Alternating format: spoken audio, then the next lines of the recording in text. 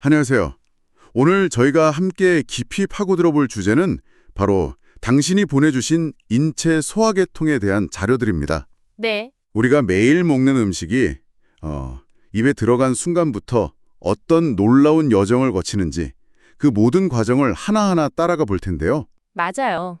오늘의 목표는 입에서 시작해서 항문까지 이어지는 이 길고 복잡한 소화관의 흐름을 딱 잡고 네네.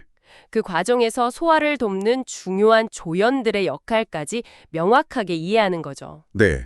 보내주신 자료들을 쭉 보니까 정말 방대한 해부학적 정보가 담겨 있더라고요. 근데 읽다 보니 정말 흥미로운 개념 하나가 눈에 확 들어왔어요. 오, 어떤 거였죠? 우리가 보통 뇌는 머리에 있다고 생각하잖아요. 그런데 자료에서는 소화관을 제2의 뇌라고 부르더라고요. 이게 그냥 뭐랄까 비유적인 표현인가요? 아니면 정말로 소화관이 스스로 생각이라도 한다는 건가요? 바로 그게 오늘 우리가 나눌 이야기의 핵심 중 하나예요. 오, 정말요? 네, 전혀 비유가 아닙니다. 충격적일 만큼 문자 그대로 사실에 가까워요. 우리가 음식의 여정을 따라가면서 그 제2의 뇌가 어떻게 작동하는지 계속 확인하게 될 겁니다. 와, 시작부터 흥미진진한데요. 단순히 기관 이름을 외우는 게 아니라 이 거대한 시스템이 어떻게 유기적으로 연결되고 소통하는지에 초점을 맞춰보면 정말 재미있겠네요. 그렇죠. 자, 그럼 음식의 위대한 여정을 함께 떠나볼까요? 좋습니다. 그럼 가장 먼저 소화계통의 전체적인 설계도, 이 큰 그림부터 살펴볼게요.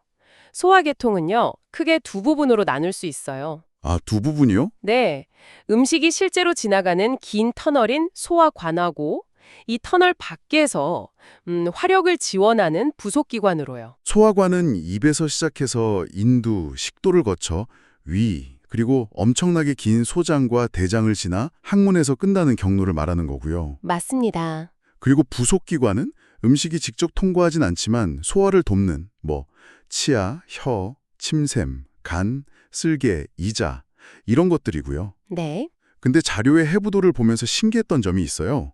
위랑 소장, 대장이 생긴 건 완전히 다른데 벽의 구조를 보면 모두 똑같은 네 겹의 기본 설계를 따른다는 거예요. 아, 그 부분을 보셨군요. 네. 왜 굳이 이렇게 통일한 걸까요? 각자 역할에 맞게 특별 제작하는 게 더 효율적이지 않나요? 아주 좋은 질문이에요.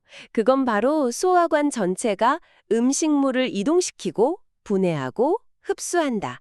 이 공통의 임무를 수행하기 때문이에요. 아하. 이 사겹의 벽 구조가 그 임무를 수행하기 위한 뭐랄까 완벽한 시스템인 셈이죠. 가장 안쪽 음식물과 직접 닿는 층이 점막이고요. 영양분을 흡수하고 우리 몸을 보호하는 최전선이겠네요. 그렇죠. 그리고 그 바로 바깥층이 점막 밑층인데 여기 혈관이랑 신경이 엄청 빽빽하게 있어요. 아, 자료에서 봤어요. 흡수한 영양분을 실어 나르는 물류 시스템이자 통신망 같은 역할. 마이스너 신경총이라는 게 여기 있다고 나와 있었고요. 정확해요. 그리고 여기서 아까 말씀드린 제2의 뇌의 첫 번째 부분이 등장합니다. 아, 그 마이스너 신경총이 점막의 분비 활동을 조절하거든요. 그리고 그 바깥의 근육층을 볼게요. 네. 이 층은 안쪽의 돌림근과 바깥쪽의 세로근, 이렇게 이중 구조로 되어 있어서 꿈틀꿈틀 움직이면서 음식물을 아래로 밀어내는 연동 운동을 만들어내요. 아, 그리고 이 근육층 안에도 아워바크 신경총이라는 또 다른 신경망이 있어서 이 움직임을 조절한다고 되어 있네요. 바로 그거예요.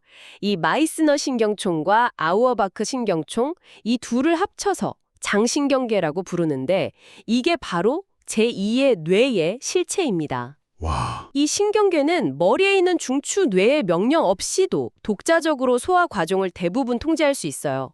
스트레스 받으면 배가 아픈 이유도 사실 이 두 뇌가 서로 대화를 나누기 때문이에요. 와, 정말 대단하네요. 그리고 마지막, 가장 바깥층은 장막인데 다른 장기들과 마찰 없이 미끄러지도록 하는 윤활유 코팅이라고 생각하면 쉽습니다. 와, 기본 구조 안에 이미 그렇게 자율적인 시스템이 내장되어 있었다니 이 설계를 머릿속에 넣고 여정의 첫 관문인 입으로 들어가 보죠.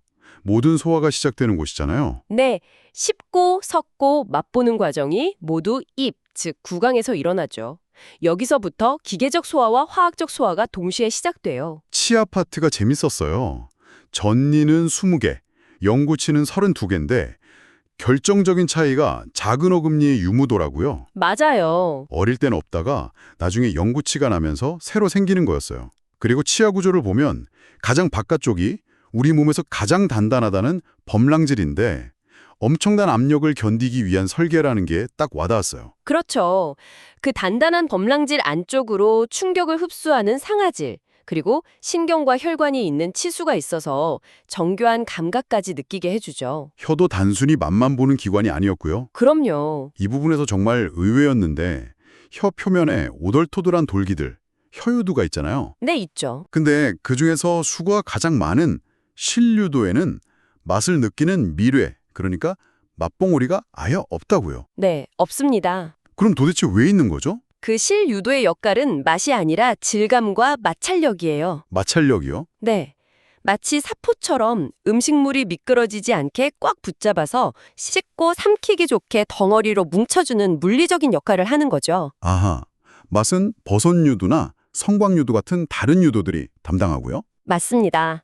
특히 혀 뒤쪽에 V자로 배월된 성광유도의 미래가 가장 많죠. 그리고 이 모든 과정을 부드럽게 만드는 윤활유가 바로 침인데 3대 침샘인 귀밑샘, 턱밑샘, 현밑샘이 쉴 새 없이 침을 만들어낸다고요? 네, 침에는 아밀레이스라는 효소가 있어서 탄수화물을 분해하는 화학적 소화도 이미 입에서부터 시작됩니다. 자, 이제 잘게 부서지고 침과 버무려진 음식물 덩어리가 만들어졌습니다. 네, 이제 이 음식물 덩어리가 여정에서 가장 위험한 순간을 맞이하네요. 바로 삼킴의 순간이죠. 네, 숨 쉬는 길과 먹는 길이 교차하는 인두라는 사거리를 무사히 통과해야 하잖아요. 자칫 잘못하면 기도로 넘어가서 큰일이 날 수도 있고요. 그렇죠. 그래서 우리 몸은 아주 정교한 교통정리 시스템을 가지고 있어요. 음식을 삼키는 순간 후두 덮개가 기도 입구를 착 닫아줘서 음식물이 식도로만 안전하게 넘어가도록 유도하죠. 그리고 식도로 넘어간 음식물은 이게 그냥 중력 때문에 뚝 떨어지는 게 아니더라고요. 절대 아니죠. 식도 근육의 연동 운동으로 아래로 내려갑니다. 여기서 식도의 근육 구성 변화가 정말 신기했어요. 식도 위쪽 3분의 1은 우리가 의식적으로 조절할 수 있는 뼈대근. 네, 아래로 내려갈수록 우리 의지와 상관없이 움직이는 매끄러운 근으로 바뀐다고요? 맞아요. 그게 뭘 의미할까요? 꼴꺽하고 삼키는 시작은 우리 의지로 하지만 일단 그 선을 넘어가면 그 뒤부터는 우리 몸의 자동 운항 시스템, 즉 아까 말한 제2의 뇌가 알아서 위까지 안전하게 배달해준다는 뜻이에요. 아, 정말 정교한 위임 시스템이네요. 네, 우리가 신경 쓰지 않아도 되게요. 그리고 자료에 식도에는 원래 좁아지는 부위, 생리적 협착부가 3군데 있다고 나오는데 여기에 이물질이 잘 걸릴 수 있다는 건 정말 실용적인 정보였어요. 자, 식도라는 터널을 무사히 통과한 음식물은 드디어 본격적인 화학 공장 위에 도착합니다. J자 모양의 근육 주머니, 위가 비어있을 땐 쭈글쭈글한 위주름이 있다가 음식이 들어오면 이게 쫙 펴지면서 2리터에서 4리터까지 늘어날 수 있다는 것도 대단했지만 네. 정말 제 눈을 사로잡은 건 위벽의 세포들이었어요. 이건 거의 뭐랄까, 내부에서 벌어지는 군비 경쟁 같더라고요. 하하, 군비 경쟁이요? 어떤 점에서요? 한쪽에서는 벽세포가 금속도 녹일 수 있을 만큼 강력한 염산을 뿜어내는데 바로 그 옆에 있는 점액세포는 그 염산으로부터 위벽을 보호하기 위한 알칼리성 점액 방어막을 끊임없이 만들어내잖아요. 맞아요. 스스로 최강의 창을 만들면서 동시에 그걸 막을 완벽한 방패를 함께 구축하는 셈이니까요. 이 균형이 어떻게 유지가 되는지 정말 경이로울 정도예요. 와, 정말 완벽한 비유예요. 스스로를 파괴할 수 있는 강력한 무기를 쓰면서 동시에 자신을 보호하는 시스템이죠. 네네. 게다가 주세포가 분비하는 단백질 분해 요소 펩시노겐은 염산을 만나야만 비로소 펩신이라는 활성 형태로 변신해서 임무를 수행하고 아, 그렇죠. G세포는 가스트린이라는 호르몬을 분비해서 이 모든 과정, 특히 위산 분비를 더 촉진시키는 지휘관 역할까지 하고요. 아주 역동적인 화학 반응의 용광로인 셈이죠. 이 용광로에서 축처럼 변한 음식물은 이제 영양분 흡수의 핵심 무대인 소장으로 넘어가네요.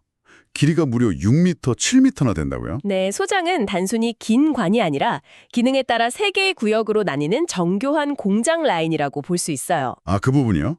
샘창자, 빈창자, 돌창자.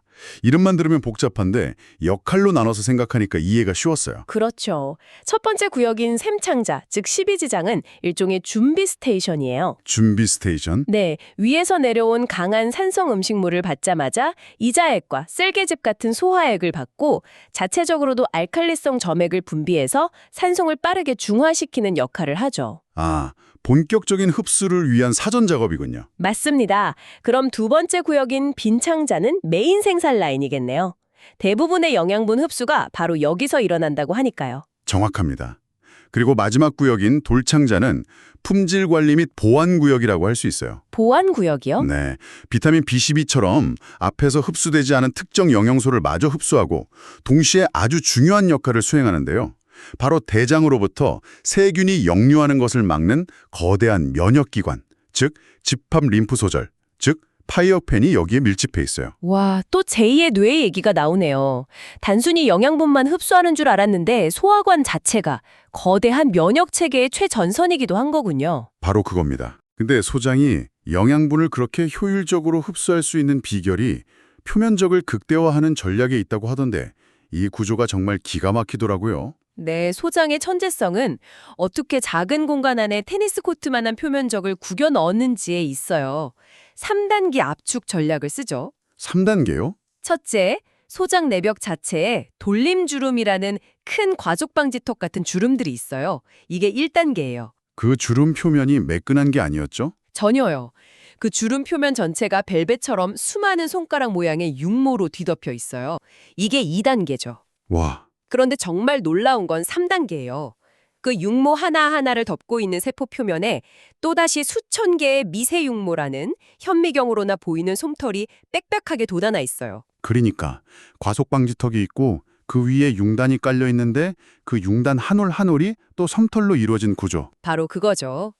공학적으로 정말 경이로운 설계예요. 과속방지턱 위에 융단, 그 융단의 솜털이라니 비유를 들으니까 머릿속에 확 그려지네요. 자, 이렇게 영양분을 모두 흡수당한 찌꺼기는 이제 소화 여정의 마지막 단계, 대장으로 들어섭니다. 대장은 소장보다 훨씬 굵고 짧은데 역할은 좀 덜 화려한 것 같아요. 덜 화려하지만 아주 중요하죠.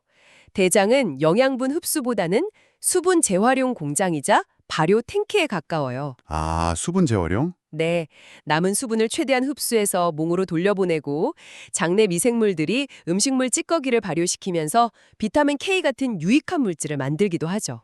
자료에 소장과 대장을 눈으로 구분할 수 있는 세 가지 특징이 나와 있던데요. 아, 네. 대장에만 있는 세로 근육띠인 잘록창자띠. 그 띠 때문에 울룩불룩해 보이는 잘록창자 팽대. 그리고 표면에 매달린 노란 지방덩어리 복막기름띠.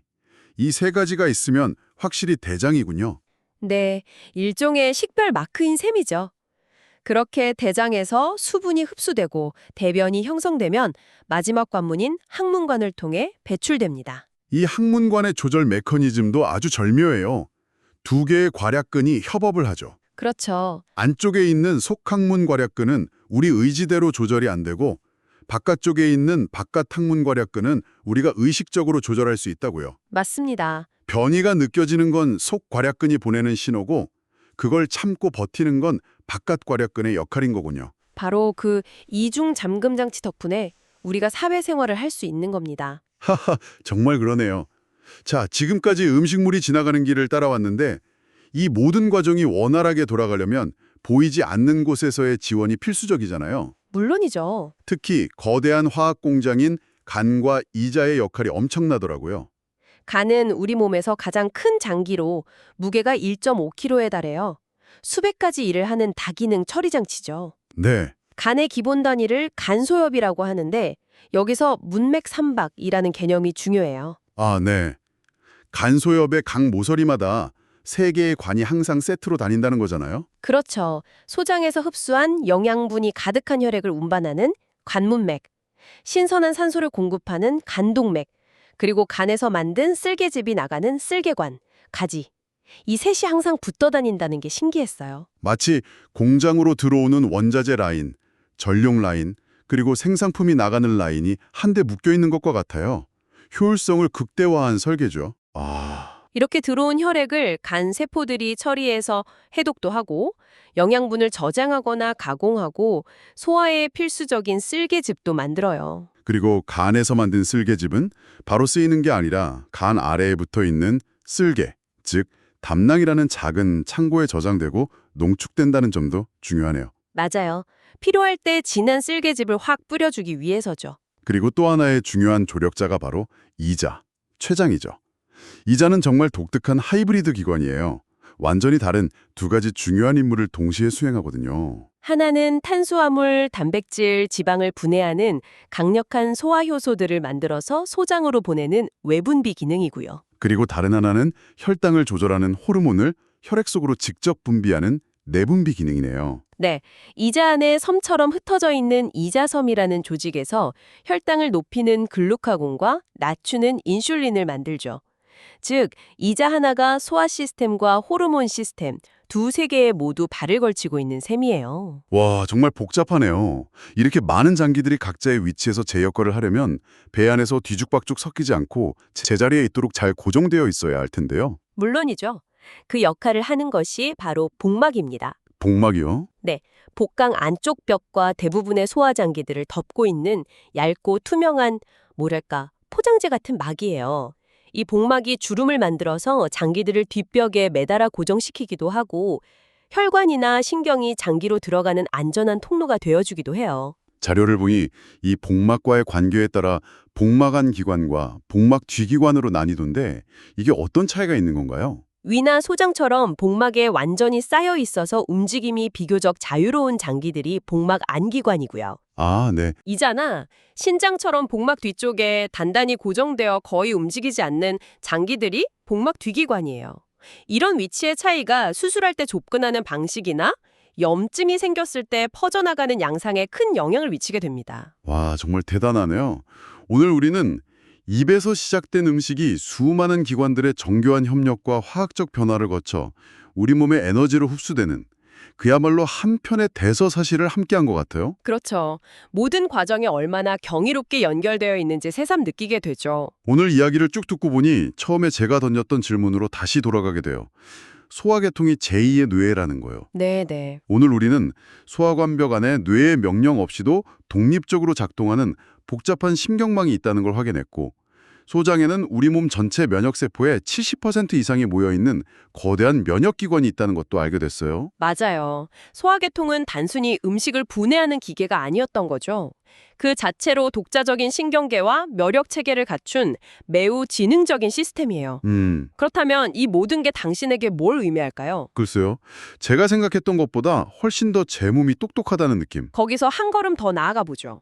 혹시 당신이 평소에 직감이라거나 뱃속에서 느껴지는 기분이라고 표현하는 것들 있잖아요. 아, 네, 있죠. 왠지 모르게 꺼림칙한 기분이나 설명할 수 없는 편안함 같은 것들이요. 어쩌면 그게 머릿속의 논리적인 뇌가 아니라 바로 이 복잡하고 지능적인 소화계통, 즉 당신의 제2의 뇌가 보내는 진짜 신호는 아닐까요? 아하, 이 점에 대해 한번 생각해 보시는 건 어떨까요? 뱃속의 감각이 보내는 신호라. 정말 흥미로운 질문이네요. 그 질문을 끝으로 오늘의 깊이 있는 탐사는 여기서 마무리하겠습니다. 다음에도 당신의 지적 호기심을 채워줄 새로운 자료와 함께 돌아오겠습니다.